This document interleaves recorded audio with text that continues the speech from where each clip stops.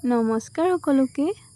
আজি নিজৰ বাবে এটা গৰমত পিন্ধিব পৰাকৈ কটনৰ শৰ্ট কুৰ্তি চিলাওঁ ভাবিলোঁ।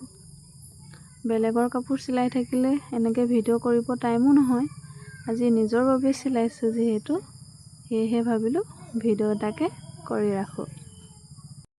এতিয়া মই নিজৰ গাৰ জোখত জুখি লৈ কাপোৰটো ধুনীয়াকৈ জোখমতে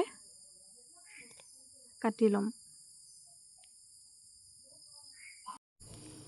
কাটি হৈ গ'ল, এতিয়া চিলোৱা চাওঁ ব'লক।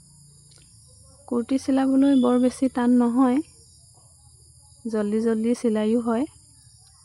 তাতে আকৌ বেলেগৰ কাপোৰ চিলাই থকাৰ মাজতে নিজৰ চোলা এটা চিলাব পালে চিলাই ভালো লাগে। কিনা কুৰ্তিবোৰ মই অলপ বেছিয়ে চুটি পাওঁ।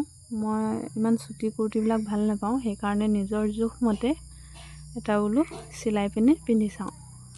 এয়া মোৰ কথা কৈ থাকোঁতে কুৰ্তি চিলাই হৈ গ'ল আৰু মই পিন্ধি চালোঁ কেনেকুৱা হৈছে, আপোনালোকে জনাব দেই। ধন্যবাদ।